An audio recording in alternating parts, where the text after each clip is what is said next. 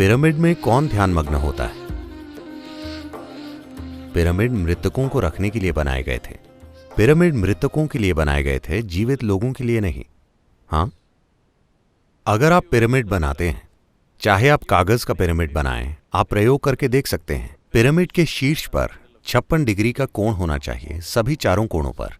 अगर आप ठीक 56 डिग्री कोण के साथ पिरामिड बनाएं, चाहे एक मामूली पेपर पिरामिड हो। आप एक सब्जी लीजिए, अगर ये ट्रॉपिकल वातावरण में है तो आप बहुत आसानी से इसकी जांच कर सकते हैं। मान लीजिए कोई सब्जी या फल है जो आमतौर पर 3-4 दिन में सड़ जाता है। उसे लीजिए, उसे एक पेपर पिरामिड में रखिए। ये पक्का कीजिए कि कोण सही हो। उसे उसमें रखिए, उसे हफ्ते या 10 दिन तक छोड़ दीजिए। आप उसे खोलकर देखेंगे तो कोई सड़न नहीं होगी।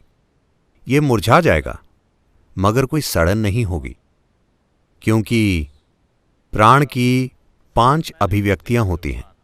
उनमें से एक जो व्यान कहा जाता है, व्यान प्राण, ये हैं प्राण, अपान, उदान, समान और व्यान। ये शरीर के अंदर ऊर्जा की 5 अभिव्यक्तियां हैं। व्यान शरीर की संरक्षण करने वाली प्रकृति का ध्यान रखता है।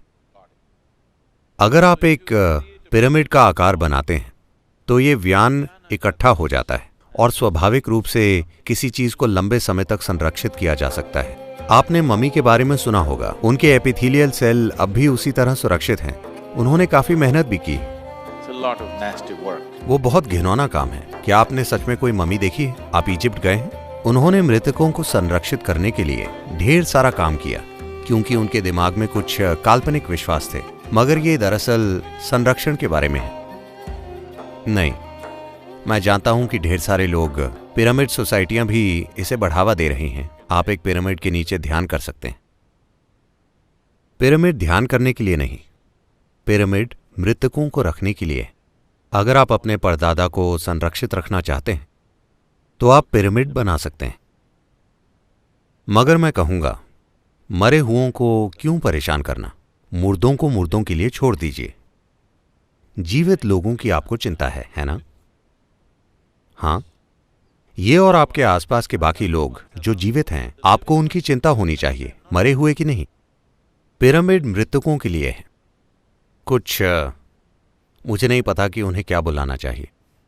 ऐसे लोग पिरामिड को एक ध्यान प्रक्रिया के रूप में प्रचारित कर रहे हैं। पिरामिड का ध्यान से कोई लेना देना नहीं है, ठीक है? आपको समझना होगा, ध्यान किसी तरह का काम नहीं है, यह एक तरह का गुण है।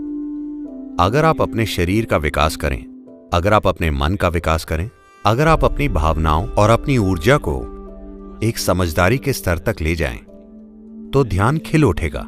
आप उसे रोक नहीं सकते। आप कोशिश कीजिए और ध्यान करने की कोशिश कीजिए। आप अपना विवेक खो देंगे और आपके दिमाग में जो है वो भी गिर जाएगा। हां, आप फूल खिलाने की कोशिश मत कीजिए। आप बागवानी करना सीखिए, फूल अपने आप खिल जाएंगे। हां, आप फूल खिलाने की कोशिश मत कीजिए। अगर आप फूल खिलाने की कोशिश करेंगे तो आपके पास सिर्फ प्लास्टिक के फूल रह जाएंगे, आपके पास फूल नहीं होंगे। आप बागवानी सीखिए। अगर आप अपने बगीचे में गुलाब के फूल चाहते हैं तो आप गुलाब के बारे में नहीं सोचते, आप मिट्टी के बारे में सोचते हैं, खाद के बारे में सोचते हैं, पानी के बारे में सोचते हैं, धूप के बारे में सोचते हैं, है ना? उसी तरह आप शरीर के बारे में सोचिए, मन की सोचिए, भावना की सोचिए, ऊर्जा की सोचिए, उसके बारे में कुछ कीजिए। आप ध्यान में चले जाएंगे।